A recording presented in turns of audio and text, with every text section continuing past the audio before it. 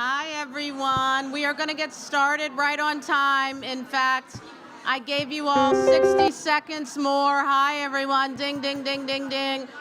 Ding, ding, ding, ding, ding. I hate to cut out the wonderful conversation. Hi, everyone. We are actually going to run a very timely program. All right, everyone. Thank you. Sit where you are. Stop where you are.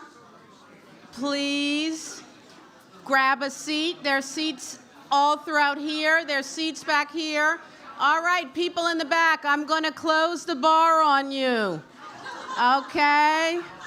Hi, everyone. Hello. All right. As a lawyer, I would ask everyone to please be quiet so you could listen to me. I will say that we are going to be keeping this program to the allotted time, so we are attempting to start now. Thank you for your attention. And more importantly, thank you to Salute 49. I am very pleased to be here, very pleased to welcome you. One of the reasons that we wanted to start on time is because we are also streaming. And so thank you to everyone who is watching us in this hybrid format. We really appreciate it. So let me start off. Who am I? Instead of being the person who's just yelling at you all to be quiet and sit down, my name is Tracy Rochelle High, and I am the chair of the board. I have served on the board since 2011 in various roles. I'm going to close that bar, folks, if you all can't be quiet. Including as vice chair, co-chair, and now chair. The YW has been serving the city of New York for nearly 165 years. We are one of the oldest nonprofits in the nation. And what we do is we really try to meet our students right where they are. And that means that we get into the communities and the neighborhoods and the schools that our constituents live and learn in. And we do that because we believe that there is a power in community uplifting one another. We believe that we really are bound to one another, that we owe each other something. In the words of a New York City native from a very long time ago, a 19th century writer and activist, Emma Lazarus, until we are all free, none of us are free. And I really do think it's important that everyone understands that we live that mission because it is, quite frankly, the right way to think. The theme of this year's Salute is a force for the future, as you can see. And tonight, in that vein, we are honoring leaders in the diversity, equity, and inclusion field. All of these honorees are really true role models of accomplishment, leadership, and service. And they've blazed trails, new trails for women and diverse people. And they really represent the leaders that our participating youth aspire to be. We're also trying to raise funds for our programming tonight.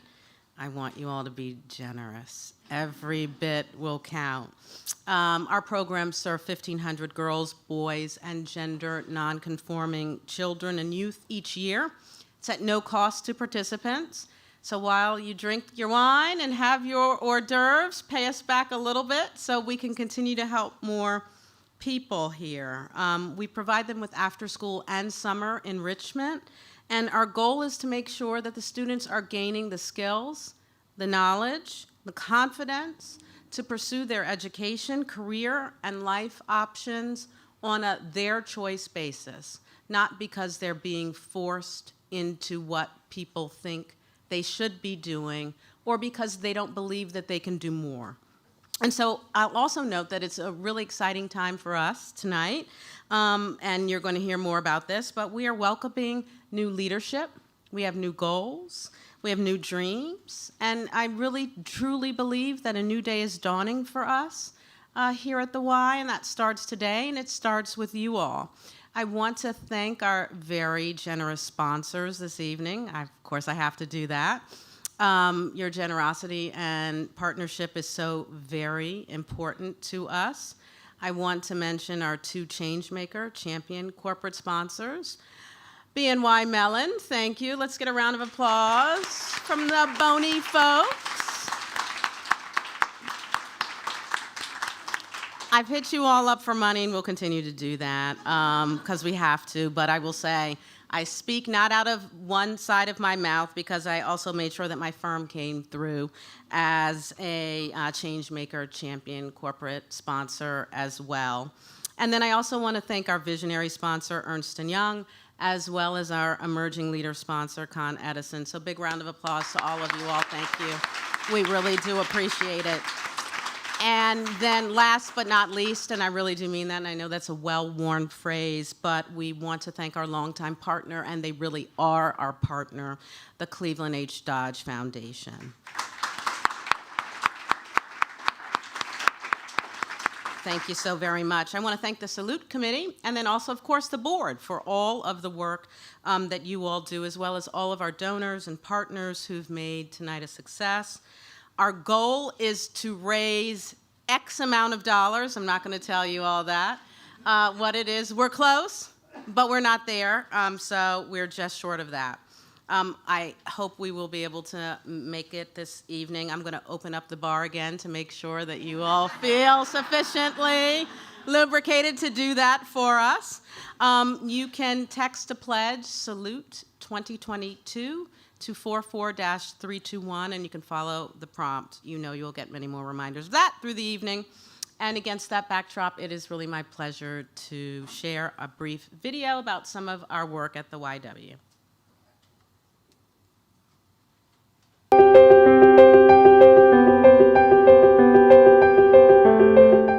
We are a 164-year-old organization, and there are so many firsts in that long, long history. We were the first public swimming pool that allowed women, for example. We had the first, believe it or not, the first retirement program that was open to women. There are a lot of firsts like that, but that long history, there has been a commitment to certainly to women and certainly to communities that have been marginalized and underserved. And that has never changed. I think the most powerful moment that I had in this program was being in that room with 300 plus young women. The energy and the excitement and it was really a moving moment. What keeps me so committed to this organization is when I look at our system and I see how unevenly opportunity exists for different groups in our society. And I think of the young people that we serve, and I see all of the promise and all of the opportunity in them. And if we don't give them this opportunity and others don't give them opportunities, it will never be realized. And it's just heartbreaking. The thing that stands out the most to me about the work that we do, and I've been a board member for over 10 years now, so I've seen a lot of what we do over the years. It's seeing in a young woman's eyes that she is learning to value herself, that she has been given the tools to appreciate just who she is, that she can have a real, deep, and long-lasting impact on this world, that others believe in her, and that she too should believe in herself. Once you have the gift of self-confidence, the sky is truly not the limit. You can do absolutely anything. And I think a wonderful part of our programming, what we were trying to get across, is that the ability to lead and to make change really does begin in the mind, and it starts with your own mindset. I believe education is the pathway to opportunity. It opens new doors of inquiry, uplifts from poverty, and breaks down barriers and binds us closer to one another. And here's the thing, if one of us isn't thriving, none of us are thriving. That is what my education taught me. We can't do this alone. We really do need one another. My career started at the intersection of education and social justice. For over 20 years, I've worked with organizations dedicated to supporting underserved populations, including New York City's youth. And I've seen what it takes to face these issues head on. It takes community. New York City's youth, in particular the city's young women and gender nonconforming youth, face the heaviest burdens of structural inequity. From gender discrimination and racism to poverty and health injustice, the issues run deep. These young people need communal support, and the YWCA of the City of New York has been a crucial part of that support for over 160 years.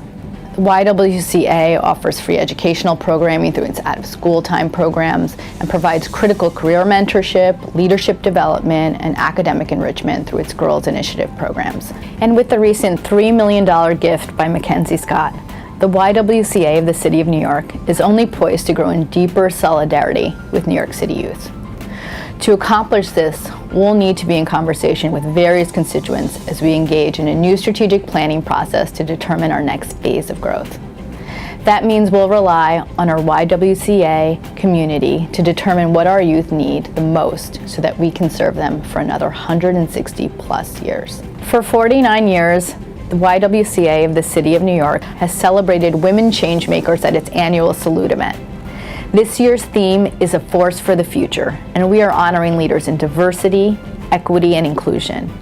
It is crucial that Black youth, Indigenous youth, and all youth of color see people who look like them, who share life experiences and are in positions of leadership. Many of our staff grew up in the same neighborhoods and share backgrounds with our youth, serving as role models that they can relate to. Here's my message to the young women, boys, and gender nonconforming youth who are part of the YWCA of New York City. We are with you. Your dreams, your voice, your lives are incredibly important. Your futures are important. We at the YWCA of New York City are with you, and our collective efforts can root out injustice, transform institutions, and create a world that sees women, girls, and people of color the way we do. Powerful, equal, and unstoppable.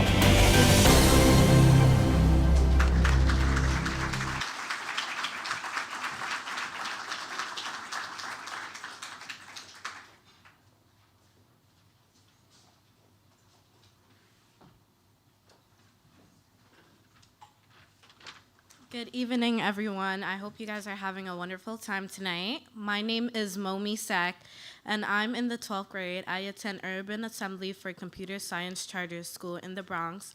I participated in the interior design program through the Girls Initiative. It introduced me to a new passion and maybe career path.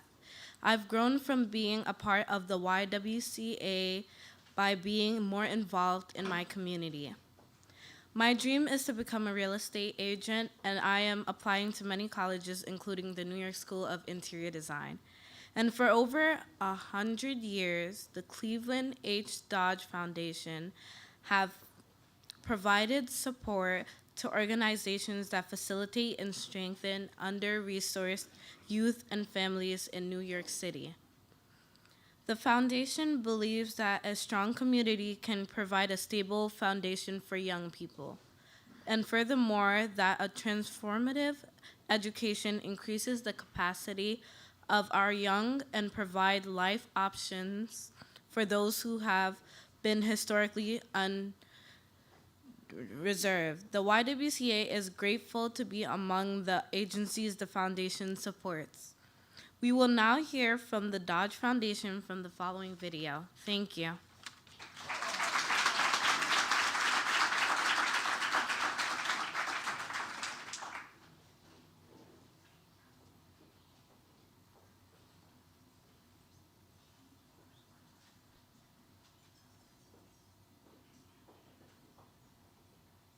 Good afternoon, and thank you all for attending tonight's dinner and helping support one of the oldest, most important women's organizations in New York City.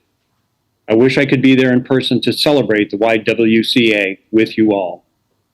I have the great pleasure today to honor someone who I admire very much and who embodies the characteristics of Grace Hoadley Dodge, a visionary woman for whom this award is named. First, who was Grace Hoadley Dodge? Born in 1856 into a prominent New York family, Grace Dodge could have lived a comfortable life focusing on her family and friends.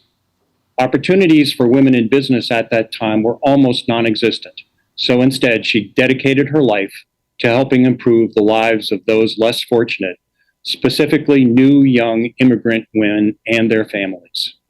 She knew that basic social services and education were the keys to a better life. Her work resulted in the founding of the YWCA and, among other organizations, Teachers College, the oldest and largest graduate school of education in America. Our honoree today, Elsie McCabe Thompson, shares Grace's passions for philanthropy and activism and improving the lives of the less fortunate. I first met Elsie many years ago when we served together on the board of a New York-based nonprofit organization. Elsie is currently the president and CEO of the Mission Society of New York City, established in 1812. It is one of our country's oldest anti-poverty organizations focused on ending multi-generational poverty through education. Prior to joining the Mission Society and its board, Elsie had been president of the Museum for African American Art for over 15 years, where she transformed the museum by leading the construction of a new building, as well as dramatically expanding its programmatic reach. Elsie was an inaugural recipient of the Ford Foundation's Visionaries Award for pioneering transformative social change.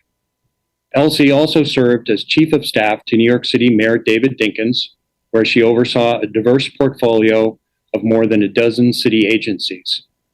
Previously, in the private sector, she was a senior litigator with Sherman and Sterling. Elsie argued and won dozens of state and federal litigation cases, yet she found time to start a mentoring and training program for more than 20,000 minority law students. Through her many roles, Elsie has proven herself a strong leader who is clearly passionate about helping New Yorkers and creating a better life for thousands of families. It gives me great pleasure to present the Grace Hoadley Dodge Community Service Award to Elsie McCabe Thompson. Hello, and thank you for honoring me with the Grace Dodge Community Service Award, and to the YWCA for including me in this wonderful event. Thank you always, Bill. I am so proud to be part of this celebration with each of your award winners and honorees. It is a privilege to be recognized alongside all of the women leaders who are working to make our city a more equitable and just place. I am very grateful to the Cleveland H. Dodge Foundation for their nomination and for this incredible partnership with my organization, the Mission Society of New York City. One of our longstanding abiding beliefs is in the value of self-esteem and its importance. Self-esteem is not something a child is born with. It is something that children acquire over time by seeing themselves through the eyes of adults, either adults who see them as worthy and capable or ones who only understand what they can and cannot do. Too many times, the Mission Society and our caring staff are among the only adults in a young person's life who see our children as both worthy and eminently capable. Through our many public school programs, the Mission Society provides critical STEM and arts education, workforce development, college preparation, and high school persistence programs. I am so passionate about our work and bringing these vital educational resources to our students and their families. This is why this award highlighting the work done in service to our city and our community is especially meaningful to me and to the entire Mission Society community. Thank you again for acknowledging and supporting our efforts. I look forward to continuing this invaluable work with each and every one of you. Thank you.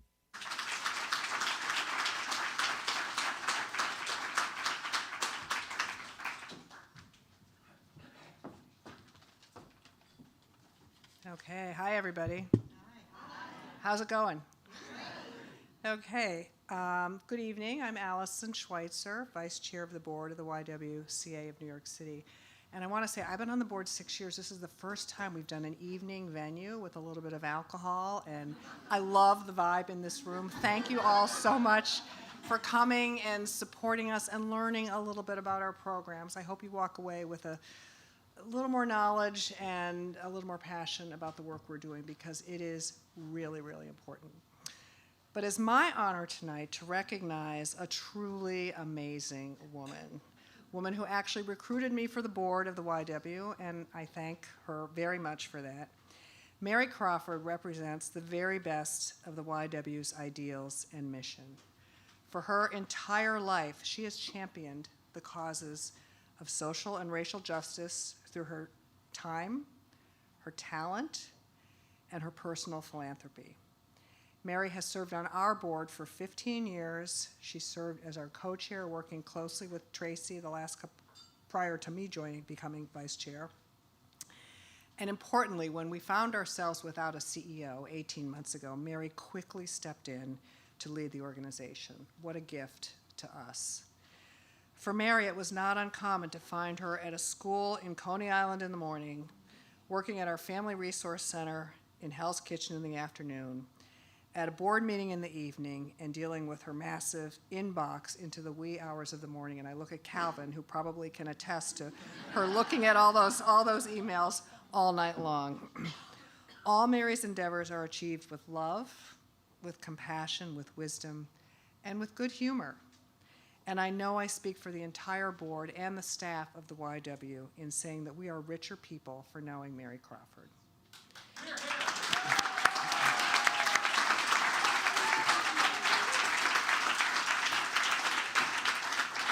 So we are delighted to honor Mary this evening with the Distinguished Service Award, but we felt we wanted to do something more to demonstrate our appreciation for all that she's done for us.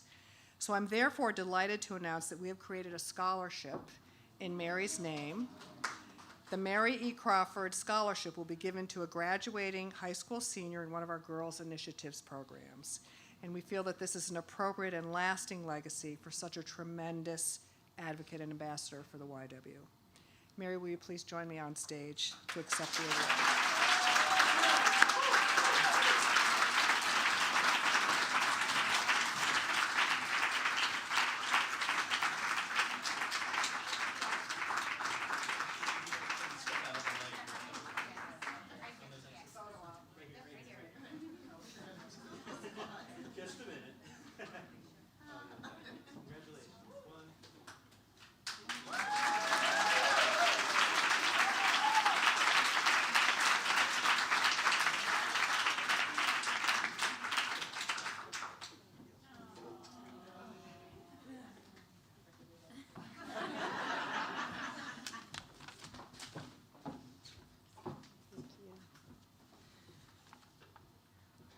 Thank you, Allison, for that introduction. And thank you for that scholarship. That's a surprise. I'm learning that tonight, and I'm just absolutely thrilled. Thank you. And to all of you here tonight and watching at home, I am truly honored. I have the designation of interim leader of the organization now, but believe me, this has been done by a troika. Our board leaders, Tracy High and Allison Schweitzer, have been right there with me side by side, spending countless hours talking through the issues and advising me. Thank you, Allison, and thank you, Tracy. And to the full board, thank you for your generosity through your financial support, and most importantly, your expertise. I rely on it. Also, I want to recognize the YW staff. They get up every morning and they bring the words of our mission, eliminating racism, empowering women, to life. You are my heroes, and I will forever cherish the opportunity I've had to work with you. Those in the room tonight, if you're standing, wave. If you're not, stand up, please. Kathy Cruz.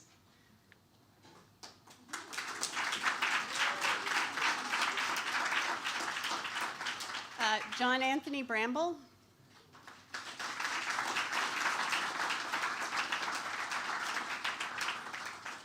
Janine Etienne.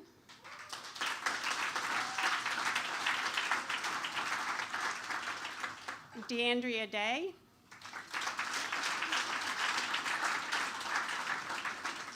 Robert Dupree.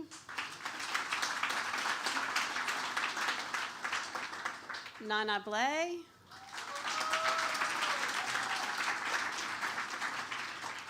Shante Gardner.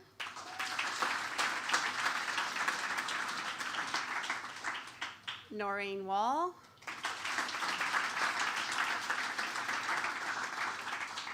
Ashley Armand.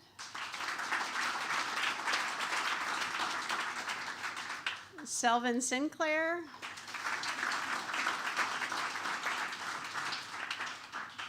And Susan Madden.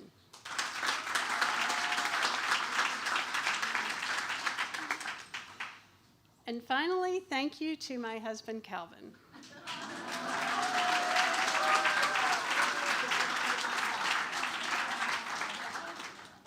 He is not only the love of my life, but also my most trusted advisor and problem solver. And hey, it's our wedding anniversary, so thank you, YW, for throwing a party for us.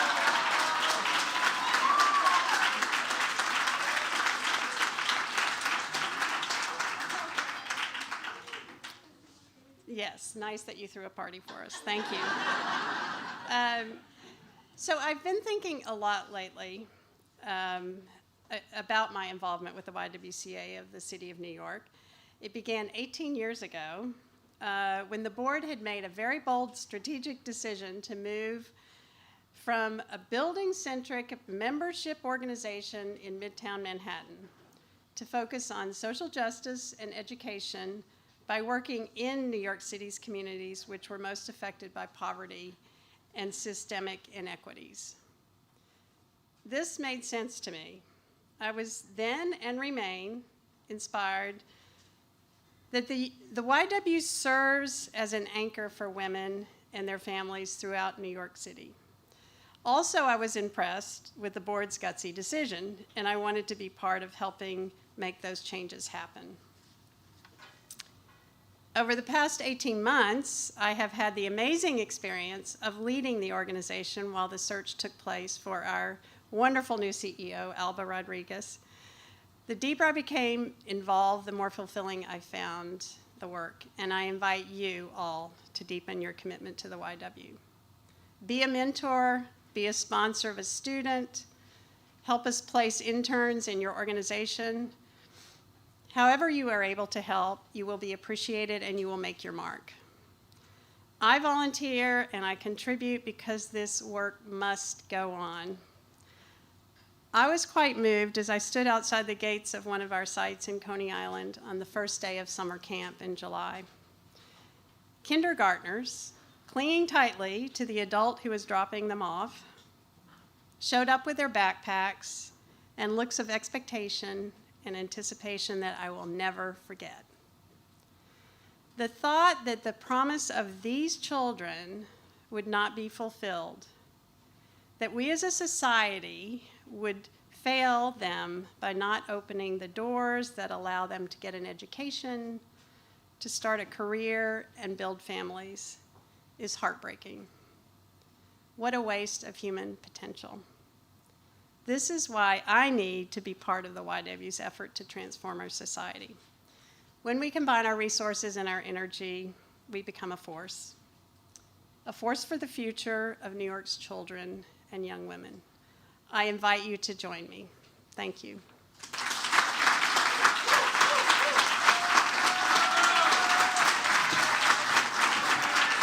Sorry about that.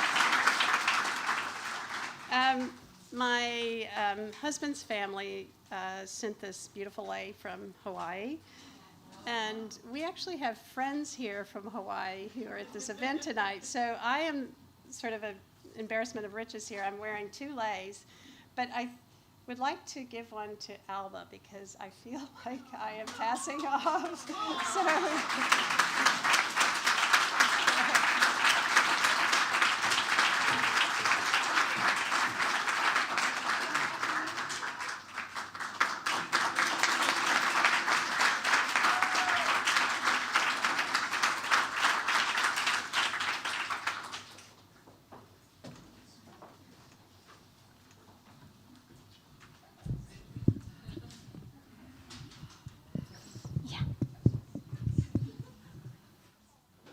I hope you all are having an amazing evening.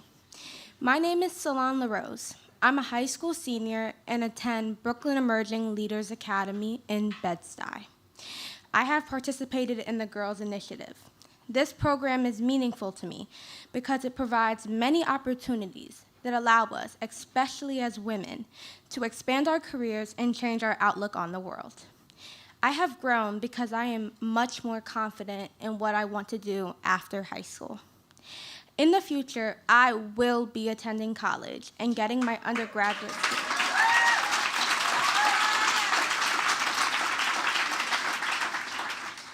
In the future, I will be attending college and getting my undergraduate degree in order to go to law school.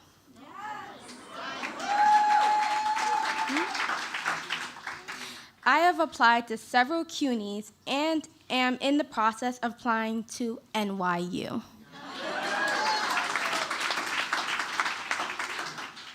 I am honored to now present the Emerging Leader Award. This award recognizes early and mid-career stage leaders who have made an impact on advancing diversity, equity, and inclusion in their professional and personal lives. Emerging leaders serve as role models of accomplishment, leadership, and service. We are proud to recognize a Con Edison leader this year.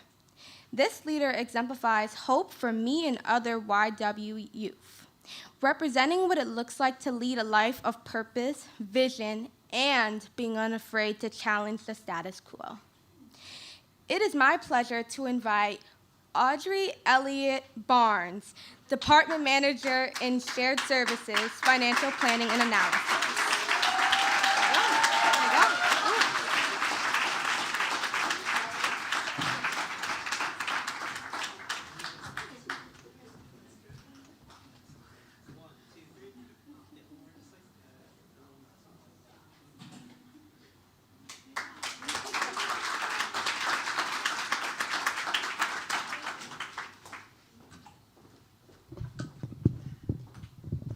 Hello, everyone. Good evening. First, I would like to say how honored I am tonight to be recognized by an organization who is doing so much for the youth in our community. Also, I have to say, it has been an absolute pleasure and honor to be a part of my company, Con Edison's Diversity, Equity, and Inclusion Journey, as one of the co-leads for the Finance Diversity Council, and as an active participant in several of the company's employee resource groups.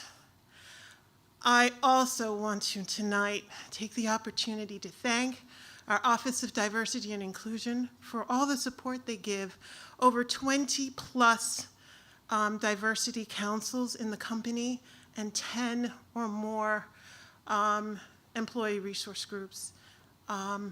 Your work has been amazing. Your support has been tremendous. Thank you. The opportunities that I've had, and my boss is here too, and I want to thank you for the opportunity to do this in addition to my day-to-day, because to be able to allow the women in our organization to connect through Women in Finance, that's one of the things my council has sponsored, to be the mother of a beautiful 16-year-old child, and having also had the opportunity to help to raise another young lady who's now in her early 20s, and to see what they have experienced over the last few years, especially as we have gone through this most unbelievable time for children. I want to tell you, I've learned so much about our humanity, and if I can impart any message to the young women and the future leaders in this room today, it is that you can achieve anything you set your mind to. Just do it. Life is... Thank you. Life is a journey of growth and discovery. Do not limit yourself. You will achieve it if you believe it. And thank you again for this wonderful opportunity to be here. Thank you all for the YWCA and all the wonderful work you're doing in the community, and for these young women And it is absolutely a pleasure to be able to share in this moment with everyone. So thank you all, and good night.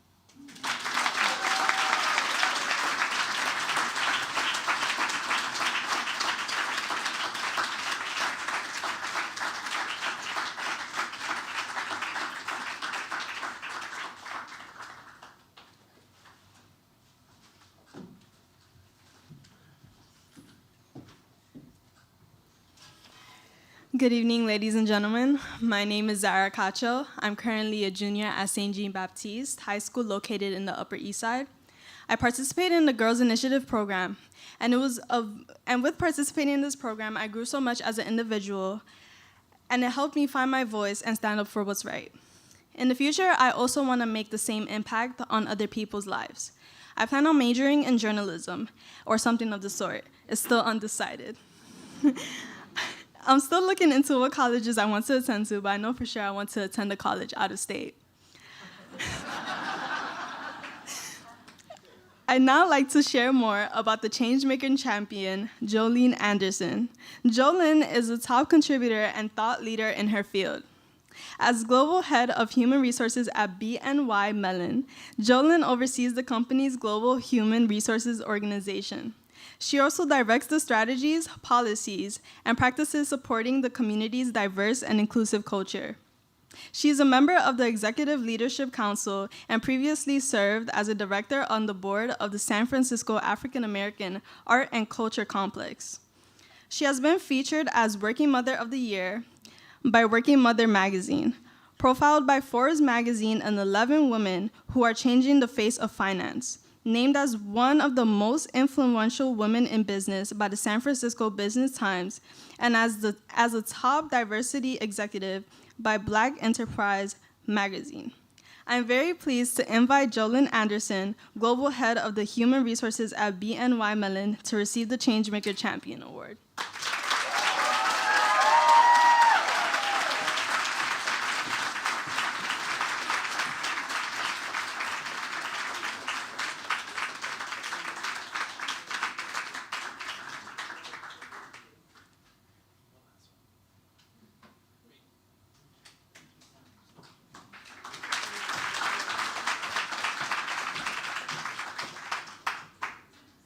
Thank you so much. I'm so honored and humble to be recognized in this way.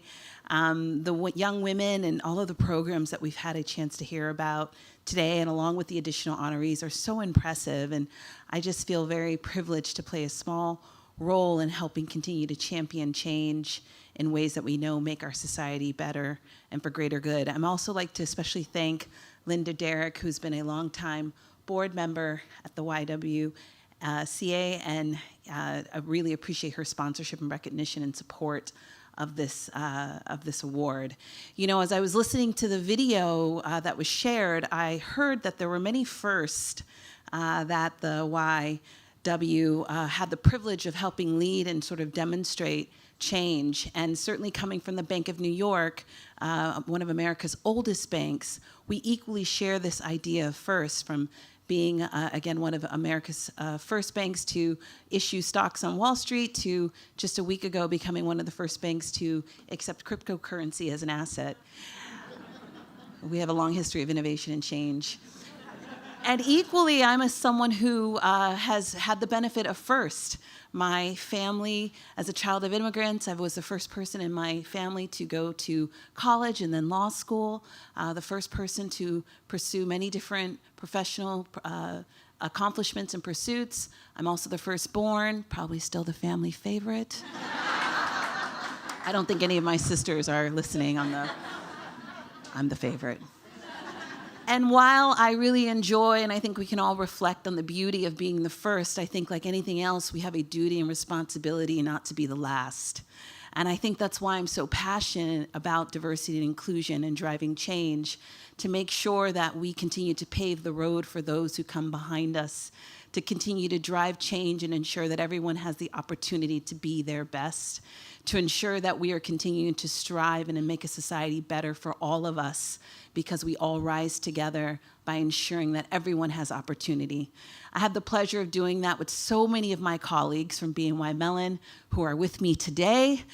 So I appreciate all of them joining to really help celebrate an award that I think we've earned together. The company is so focused on ensuring that we continue to break down barriers, that we support our employees to attract, develop, and retain the most diverse talent, to build community and belonging among our professionals within our organization, to help to continue to sponsor the youth through many of our programs, including supporting organizations like the YWCA, and continuing to ensure that we are doing our best to make tomorrow better than today. So I thank each of you for this recognition. I remain very humbled. I look forward to sharing more thoughts and remarks as part of the panel, so I hope you stick around, have another drink, and give more money. You're welcome. And really appreciate this recognition and looking forward to spending more time together. Thank you again.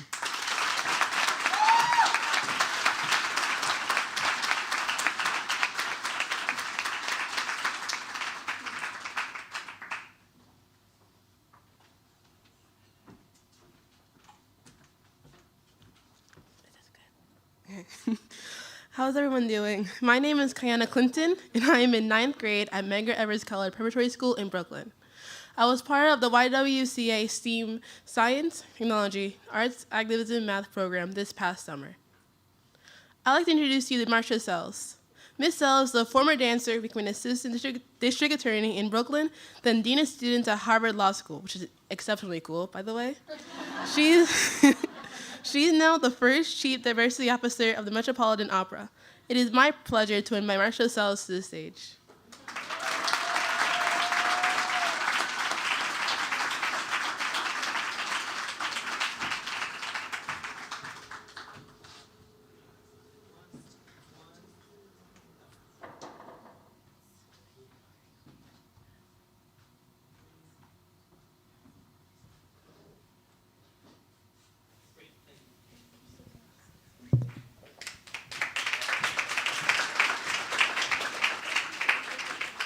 So I don't know if you all have a glass, because I'm also supposed to make sure that we also do a toast.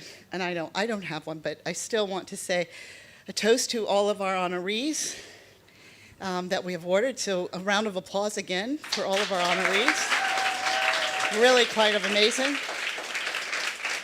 I've had the great honor of joining the board and Mary was one of the people who recruited me, so this is definitely an honor that she indeed deserved, and so glad at this moment. And I also went to college. I'm class of 81 from Barnard with Elsie McCabe, so this is quite the evening of wonderful people that we've known.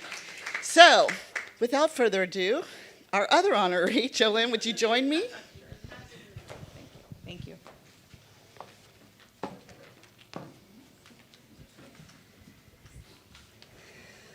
So, how are you? How are you feeling? I'm feeling great. Thank you. Good. Thank Yes. You. Yeah. I thought this was a great addition. So Tracy and Mary and Alba, thanks for giving us this opportunity to expand on some of the issues around diversity, equity, and inclusion. I wanted to give you a moment to think about, what do you think are some of the important things that we, the YWCA, and I still say we, having been on the board, I know I'm not, and I will have to add, I'm a second generation YWCA, or my mother was the chair of the board of the YWCA in Cincinnati, Ohio, and there is a scholarship in her name. It's 30 years now. So when I heard that, you, Mary, it's, yes, absolutely wonderful. So how does the Y work with organizations to think about how we deliver this message of diversity, equity, and inclusion? Thank you for the question, and I hope that this can certainly be a dialogue between the two of us, because you equally have so much to share, being a second-generation YW participant and supporter, and all of the fantastic work that you do in the space of diversity, equity, and inclusion. I think organizations like the YWCA are incredibly important partners to ensuring that we drive messages throughout our communities and continue to engage, particularly the youth, in this conversation. You know, I think as we think about young adults and all of the young ladies, oh my gosh, so impressive. Yes, yes. So wonderful. impressive. Wonderful. And if that's, I'm sure that's just one example of the young women that you have reached to, and the ability to think about sort of what we need to inspire within young people, cultivating a sense of curiosity, a sense of resiliency, a sense of you can do anything, go for it. I so appreciated our other honoree sort of naming that. The ability to solve problems and think about the challenges that we're facing today. I mean, it's just incredibly important. And so this connection and this reach into communities and the elevation that you do with students, and particularly young women, it just has a multiplier effect.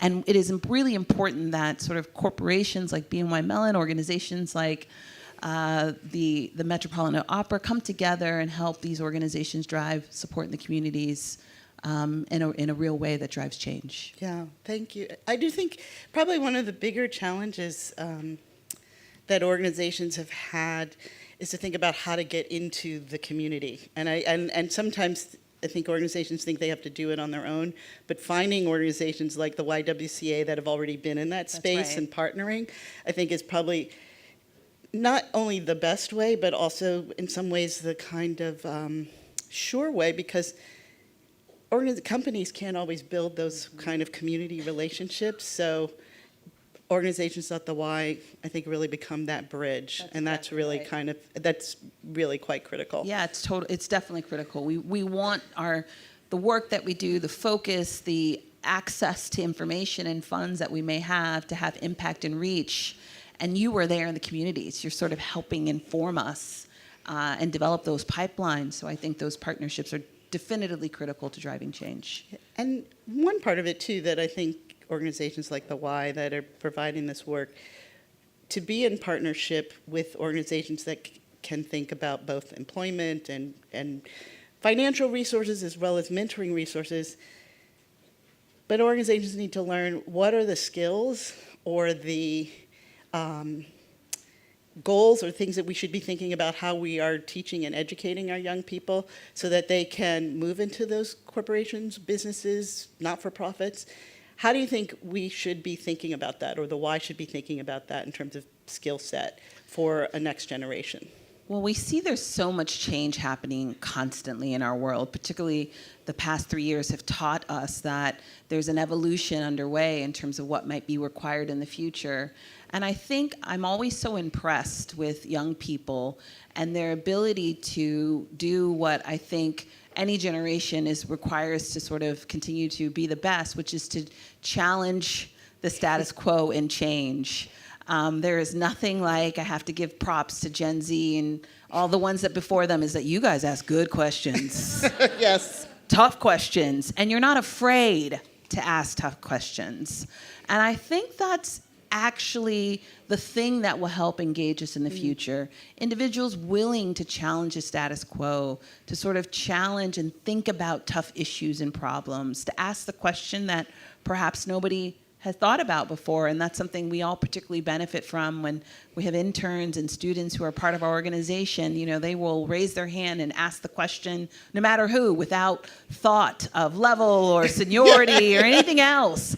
And just that courage that they equally demonstrate is, I think, so important to ensuring that we're going to have, I think it's one of the future skills for sure. So the ability to be curious, to challenge the status quo, to ask questions, to not be afraid, and to move forward in a resilient way, which is something else that I think has been embedded within this younger generation.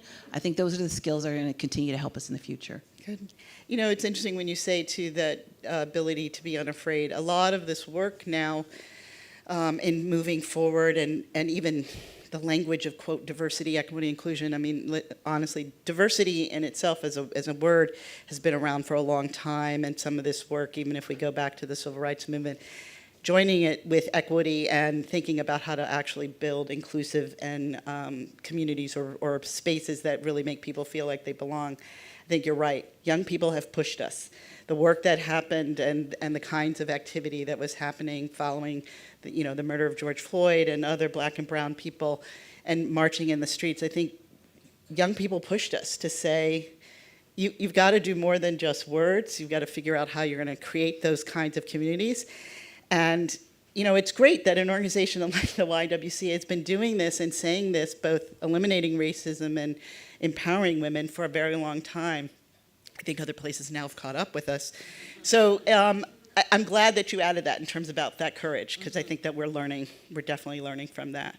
What is one of the things that you think for us here in this room and those who are watching right now should be thinking about how we cascade this work and these ideas beyond this wonderful event, but think about how we really do carry it forward? I think it's a fantastic question, but carrying the work forward really starts with each of us in small ways. I think like anything change, it feels overwhelming in some ways, which is why I love the theme for this for tonight, which is a force for the future. Because when you think about many people coming together in singular ways, but focused around a common objective, that's really how you drive change and sort of get things to be different. And so I think carrying the message forward starts with each of us. A small step, a small thing that you can do that really puts inclusion, diversity, belonging at the center of how you lead, how you engage, the ability to mentor and support young people. There's something that we can each do in our everyday actions that I think makes a difference, and those changes coming together in a amplified way is really where you start to see things make a difference and go forward. Thank you. That I think there are some in this room who might have grown up with the phrase. I know it was instilled in me by my parents that for whom so much is given, so much is expected in return. And I do think that your thought of like how we each individually carry this on, we do need to think about that. So with that, we also have some questions from some of our young leaders. And I'm going to call their names, and they're going to offer some questions for you to respond to also. Excellent. So first now this is what age has happened. I have glasses to read. Kayana. Hi again. My first question is, what are the skill sets we young adults need to lead all of us into the future? You start. Oh, well, I do think you said it too in terms of both bravery, but it is also, and it was also said in terms of, I think Elsie was saying in terms of self-esteem and confidence. I think those are things that start out so that you trust in yourself in both engaging with people that you're going to learn things from, and also willing to question sometimes when somebody is giving you information, but to challenge it. It doesn't mean that one in terms of being angry, but to sometimes question it and challenge it to make sure that, does it resonate for you? Does this make sense? Is this information that is really going to be valuable? I think that those, and it goes to that point about curiosity. That's the beginning of all ideas and research and leads to new things. So I think that those are important skills. I echo everything you just said. I think curiosity, and I would add some learning agility, because what we've seen is that life and many things are so unpredictable. So the ability to be agile and think more quickly about how you move forward with solutions, I think is another skill set that young people will bring to the table. I mean, you're already digital natives in a way that we will never catch up on, so you got that part down. But continuing to challenge and sort of move through solutions that are going to be the problems of the future, it requires an agile mindset, and I would embrace that as well. Great. Aya, I think we're going to hear from Aya. Continuing on the question of skill sets needed for the future, but focusing on young adults, what do you see as the gifts or perspectives my current generation of young adults will carry into our adulthood and the workforce?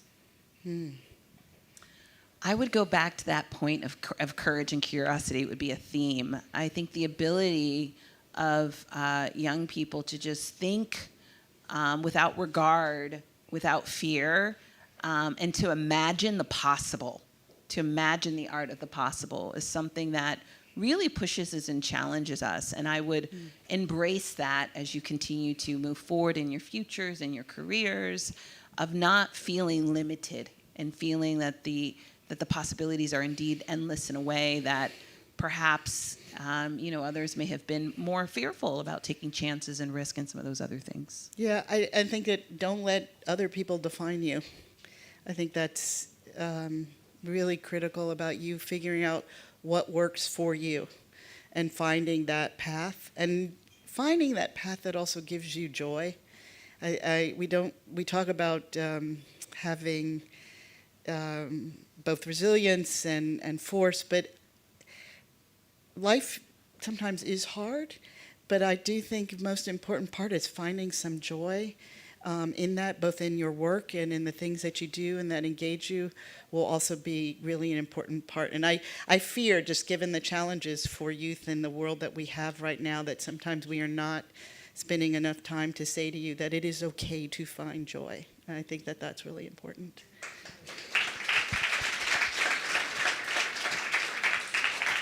Next, Solana. I'm back again. Yay! My question is, what does an education for the future look like? What is essential that we young adults learn? You know, it's interesting, having just left higher ed, and this is the question that I think all, not only higher ed, but K through 12 is, are we doing what we need to do to lead for the 21st century and into the 22nd century? I do think the part of work where we're thinking about how do we integrate technology, and for everybody who lived through the last, we keep saying 2 years, but 3 years, we do know that it is possible, but we also have to understand that not everybody has access to all of the tools of this technological age. So we I think that's one of the work in terms of what the Y has been doing around technology. We have to make sure that those resources are available. But we also still, I don't want us to lose humanity. Because even with all the technology and the virtual, and I think for those, I was listening to some of the staff talking about when kids came back into real, into spaces where they're interacting live in person. How do you all feel like tonight? Like being in a space where you're live and in person. I do think that 21st century and 22nd should not lose connections of what it means to be human and to build community and understanding different people, because as we go into this political season, we know how challenging that is. That's, I think, is going to be critical for us to think about what we do and provide that kind of level of understanding for students into the future. I would add this idea of having a growth mindset versus a fixed mindset. So the idea that you can learn and evolve, and that talents, abilities, all of that is not necessarily innate. That we have to sort of embrace new challenges as they come on, and that comes with the idea of being a constant learner and learning how to learn and sort of engage and explore new things. So I think that concept of just, how you tackle new problems, challenges with an open mind, and even through failure, embracing that as a learning opportunity is definitely something that is going to be important as we sort of look to the future. Absolutely, and I think we both have a particular bias having gone through a law school education, which... Very true. For those, those are the lawyers laughing. Yeah. It is a skill that you definitely pick up in law school. It is the learning to learn, because they're people who become generalists and you have to learn a different thing. But it's also the engagement, because law school experience, they call it the Socratic method, but it is very much a call and response. And it is an engagement with ideas sometimes that may not be ones that you agree with, but you have to learn how to argue them or how to support them. And I think that was one of the biggest tools that I've carried throughout everything that I do, this idea of how you learn different ideas, but also how you challenge ideas. I totally agree. And of course, no pun that we're not lawyers anymore, but we still have but we still have the skill, and I 100% agree with you. It's the number one thing I embrace about having attended law school. Yeah. So I'm not saying that everybody has to go. No, don't. But I actually do. I will say it was an amazing experience. It's still challenging, but yes, that ways of learning I think is also helpful. I see it, and I see it with my children. I think a lot of education is trying to embrace this concept of helping people learn how to absorb it, which is fantastic. Yeah. Yeah. So I think we have another set of questions. This will be the last round. And we are going to hear from Kayana again. Hello again. Hello. The fourth question is, the mission of YWCA in New York City is to eliminate racism by empowering young women. What's the next level thinking educators and workplace professionals need to further this mission? And maybe on this theme of sort of learning and skills, one of the things that I think is really important, in addition to all the work that you're doing to address systemic racism, because we know that systemic issues take systemic interventions. So I think we need to continue to think about how we drive towards equity as we break down the systems and barriers that have sort of created systems of racism in the first place. But as it goes to sort of the interactions that we have with one another, one of the things that I like to think about is this concept of inclusion, this idea of how you are intentionally, and by intention I don't mean sort of good hearts and feelings, I mean about the actions that you take to think about how you operate in a way that helps people feel like they belong. Right. And I see inclusion as a competency. It's a skill. It's a skill that can be broken down to a set of behaviors that you hold yourself accountable to, that you teach people, that you empower and build organizations around. And so I think this embracing this concept of inclusion as a competency and thinking about the skills and the set of behaviors that are required is something certainly that, supplemented by the work that you're doing to address systemic barriers, will continue to help people feel like they can authentically belong. Yeah. Thank you. Aya, I think you have a question for us. What conversations, if begun today here at this event, could ripple out in a way that created new possibilities for young adults as they enter the workforce? I think we've said some of this, but it's for the part of the ripple is for each one of the people here to carry this message out about the YWCA and about this work, but also to think about the ways that you might become involved both with the Y and other ways of building with communities and young people, supporting them, helping them grow and learn, and thinking about how you get your organizations, your businesses, your corporations to do that work. I think that's the way that this will begin to ripple out. So one last question is, I think, from Solana. Yay. Last question for the night. My question is, how can educators and workplaces collaborate with one another to support young adults as we enter into the workforce? What is the unique contribution each can make? Well, I think some of this we've said, and this is a great way for us to close it out, is for organizations to connect with organizations like the YWCA and learn and ask questions about the work and the communities that the Y is serving, to think about how you might contribute. So whether it is having people who are mentors or tutors in programs, or contributing funds or resources, internships, I think that but you have to have those true conversations. It's not just a read the brochure, learn about what we do. It's really engaging in true conversations with the organization to know what we can do to contribute. And we have to listen to you. The YWCA and organizations that want to and are working towards change have to listen to businesses, corporations, not-for-profits that are out there to see what do we need to do to bring young people up to the speed for the work and the things that are needed. So I think that will be quite critical. I agree fully. I think the ability to respect and sort of have that two-way dialogue of the expertise that each brings to the table is important. Educators are top-notch at this idea of learning and creating learning environments and helping translate information in ways that people can absorb. Workplaces give people an opportunity to give practical application to the skills and capabilities to grow. And that sort of virtuous cycle of the two partnering together to both learn, build skills and capabilities, and dialogue about what's required from each will continue to help make sure that we're in partnership and again, being that force for change that we all are hoping to see. Great. Well, yeah. It's been wonderful to It's chat been with you. wonderful, And we're lawyer. gonna chat after this. Absolutely. More. So, and I thank you all for joining us in this conversation. And again, congratulations to you, Jolynn. Thank you so much. Thank you.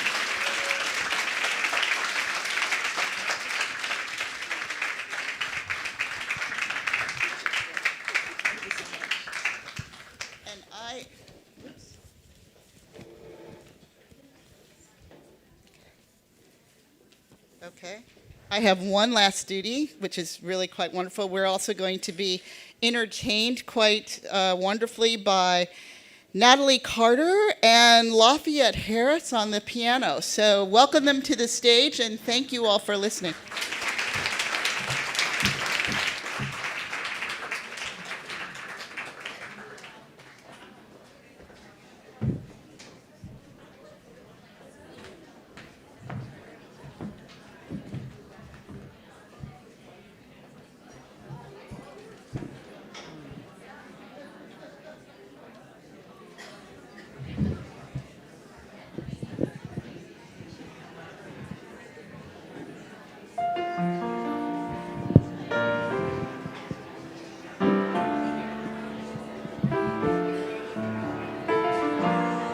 Good evening, everyone.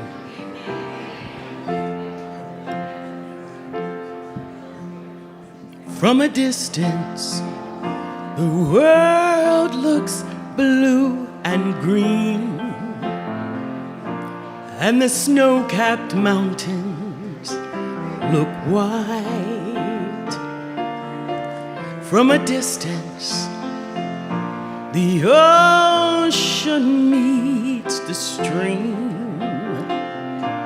and the eagle takes to flight. From a distance, there is harmony, and it echoes throughout the land. It's the voice of hope. It's the voice of peace. It's the voice of every man. From a distance, we all have enough, and no one is in need. There are no guns, no bombs, and no disease, and no hungry mouths to feed. From a distance, we are instruments marching in a common band, playing songs of hope, playing songs of peace. It's the song of every man. God is watching us. God is watching us. God is watching us, but from a distance. God is watching us. God is watching us. God is watching us, but from a distance. From a distance, you look like my friend, even though We are at war.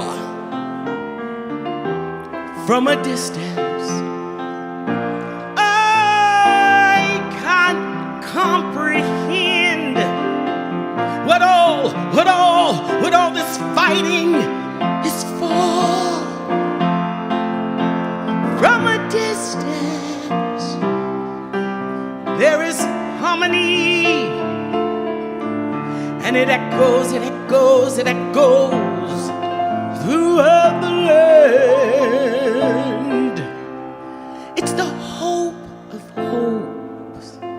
It's the love of loves. It's the heart of every man. It's the hope of hopes. It's the love of loves. It's the heart of every man. God is watching us. God is watching us.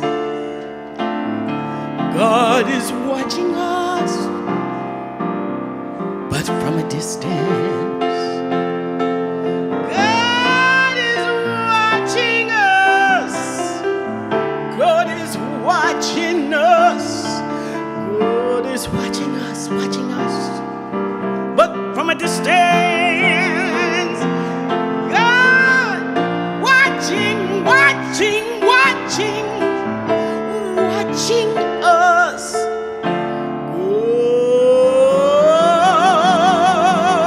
God is watching us.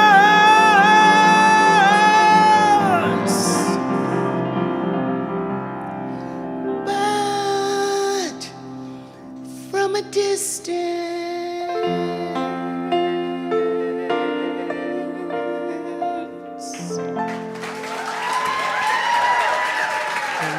Thank you very much. Thank you.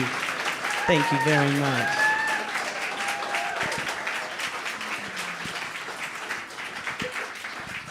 I hear we have some champions in the house. You feeling like a champion? All right now.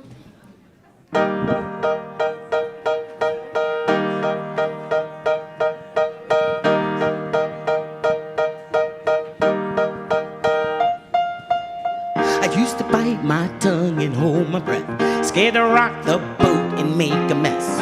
So I said quietly, agreed politely. I guess that I forgot I had a choice. Let you push me past my breaking point. I stood for nothing, so I fell for everything. You held me down, but I got up, already brushing off the dust. You hear my voice, you hear that sound, like thunder gonna shake the ground. You held me down, but I got up. Get ready, 'cause I've had enough. I see it all, I see it now.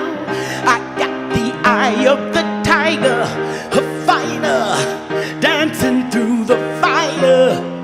'Cause I am a champion.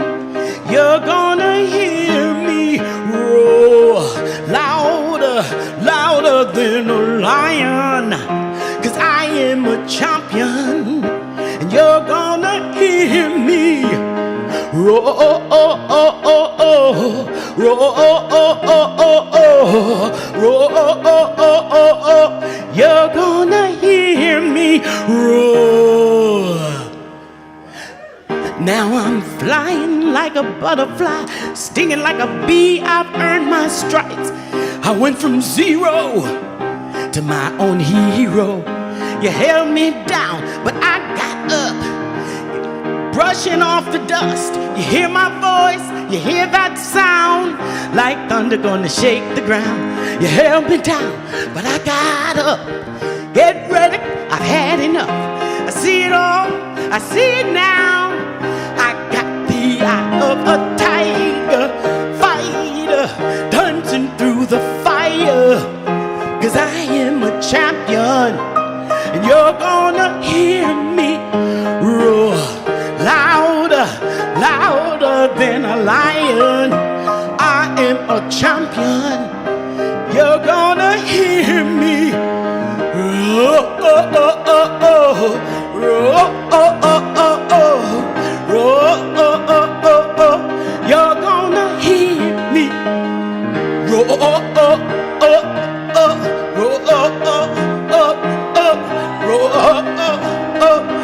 You're gonna hear me roar. It is so wonderful to be amongst all of you champions. Let me hear you roar. Come on, come on. Roar, roar, roar. I got the eye of the tiger, fighter, dancing through the fire, 'cause I am a champion. You're gonna hear me what? Roar. Louder than a lion. Come on now. Oh, oh, oh, oh, oh. Come on. I hear you. I feel the roar. You're gonna hear me what? Ah, yes. All the champions are in the house tonight. Roar, roar, roar, roar. Oh, oh, oh, oh, oh. Oh, oh, oh, oh, oh. Oh, oh, oh, oh, oh, oh. Oh, you're so beautiful. God bless. Congratulations. Love you, Harris.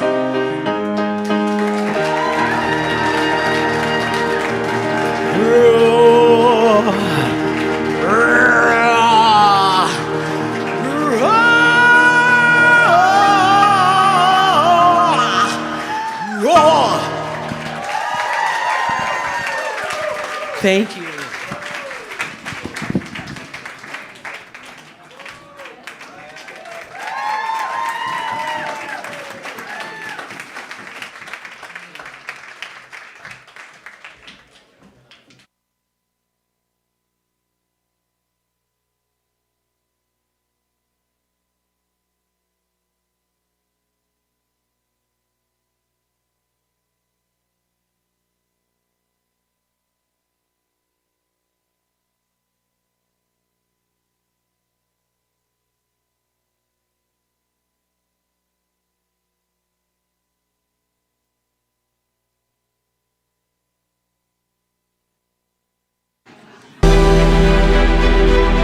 Since the pandemic, we have been able to take our scholars on trips. As you can see, we are on location at Hempstead State Park in Long Island, just to give our kids something to look forward to. We know when they go back in September, it starts a new school year, and so we wanted to give them something memorable, being that they had a lot of loss of learning from the pandemic, and they weren't able to go on trips with summer camps previously. They didn't really know that there was going to be a bunch of other kids, so coming here, them seeing all the buses, hearing their excitement, you know, in their voices, having kids in the playground, having kids on the carousel, having kids in line to get ice cream, to get cotton candy.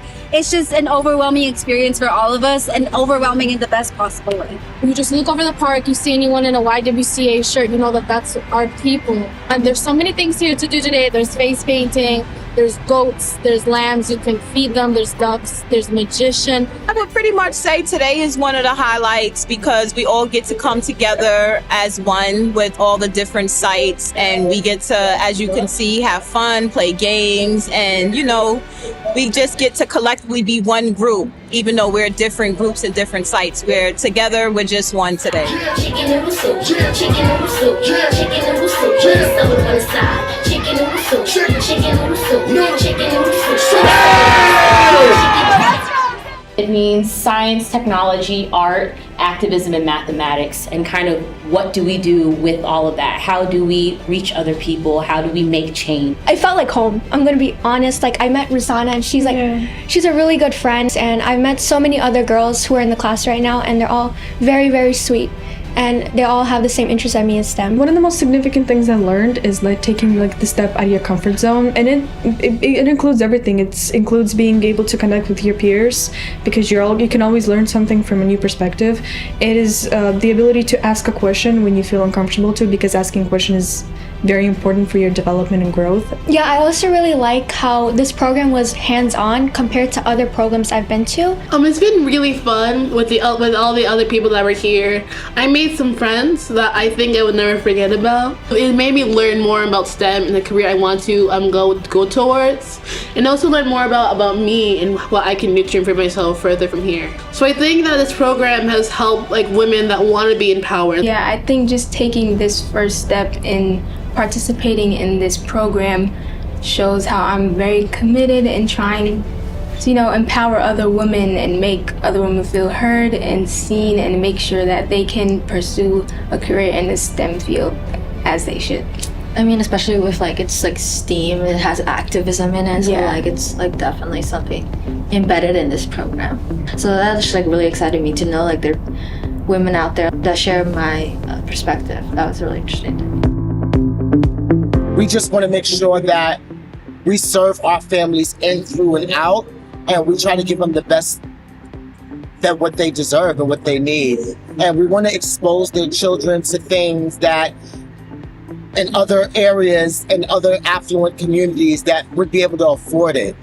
So that has been the challenge, just making sure that they get the services that they deserve and that they need in order to thrive in this challenging environment. I'm in charge of the ins and outs of the day, program planning, scheduling, making sure my group leaders have what they need each day to make sure we can ensure the safety of the kids and follow all the protocols that our company have in place.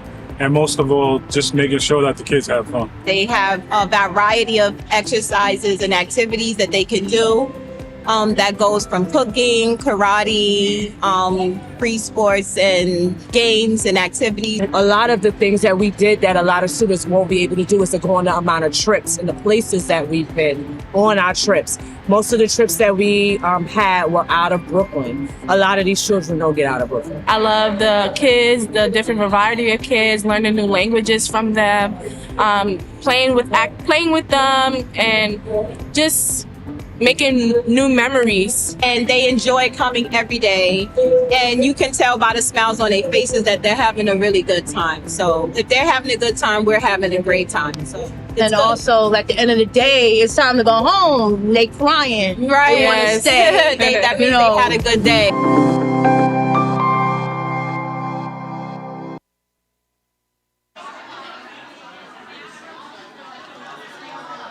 Hello?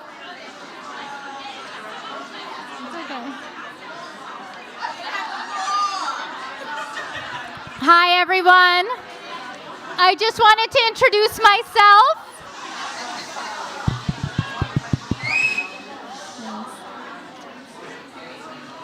Just wanted to quickly introduce myself. My name is Alba Rodriguez, and I'm the new CEO of the YWCA of New York City. Thank you all so much. It was an honor having all of you here tonight, and those of you at home watching to support us. Thank you for celebrating our students and the wonderful work of the YWCA of New York City. We have some dessert for you for those of you who are here, and for those of you at home, thank you. Have a wonderful night, and hope to see you next year.